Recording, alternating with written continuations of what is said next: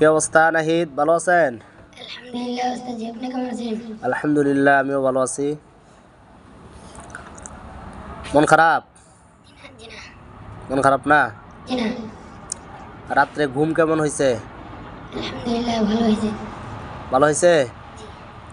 আপনার এই যে শরীরে অসুস্থ, ভালো হইতেছে না জি না। কেন?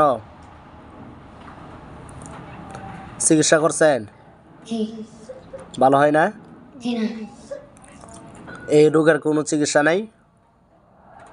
আছে। আছে? জি। তাহলে চিকিৎসা এখনো চলতেছে নাকি বন্ধ? বন্ধ। কেন? চিকিৎসা বন্ধ থাকার কারণ কি?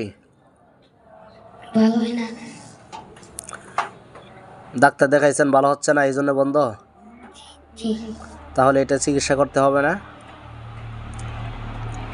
বড় ডাক্তার দেখাইতে হবে। আপনি হিফজ কয় পারা পড়ছেন যেন? 27 সালে। 27 পারা পড়ছেন? 27 পারা চলতেছে? জি। মাশাআল্লাহ।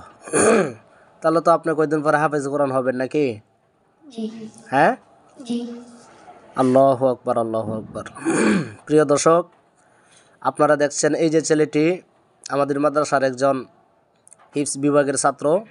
সে হিফজ প্রায় 27 পারা শেষ পর্যায়ে আছে, আর 3 পারা পড়ার পর সে হাফেজ কোরআন হবে।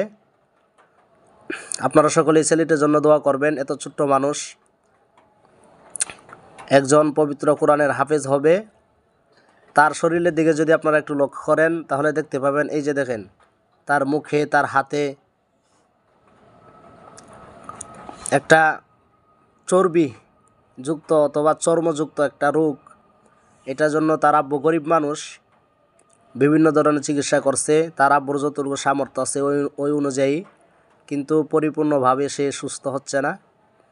আপনারা সকলেই এই ছেলেটির জন্য দোয়া করবেন, আল্লাহ তাআলা যেন ওনাকে সুস্থতা দান করে, পাশাপাশি হক্কানি রব্বানি আলেম, হাফেজ আলেম হিসেবে কবুল করেন।